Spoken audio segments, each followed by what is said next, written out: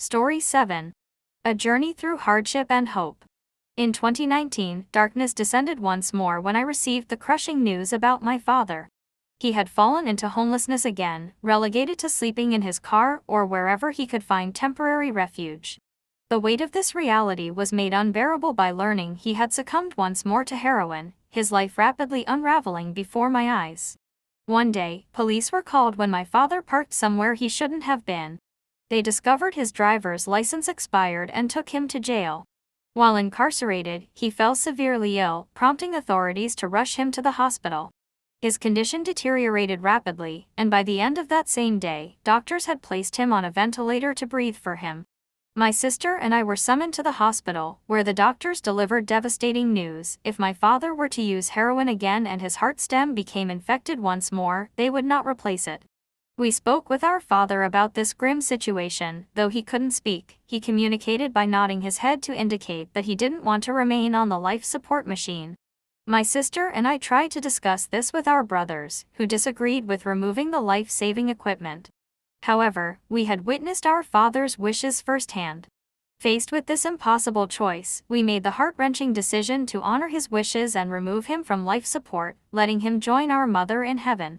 I stayed by his side throughout that day and much of the night before finally going home around 11 p.m., while my sister had left earlier. At 2 a.m., my sister called me in tears to tell me he was gone. What makes this loss even more poignant is that my father passed away in the exact same hospital, on the same floor, and in the same room where my mother had died years earlier. My life has been marked by profound hardship, but the clouds have finally begun to part, revealing precious rays of sunshine. My current boyfriend has shown me what true respect feels like, treating me with a dignity I'd never known before. Unlike those who walked over me in the past, he sees my worth. Being with him has awakened something I thought was lost forever. My inner strength and mental clarity have blossomed. Through our relationship, I've connected with some of the most beautiful souls who bring genuine joy into my once shadowed life.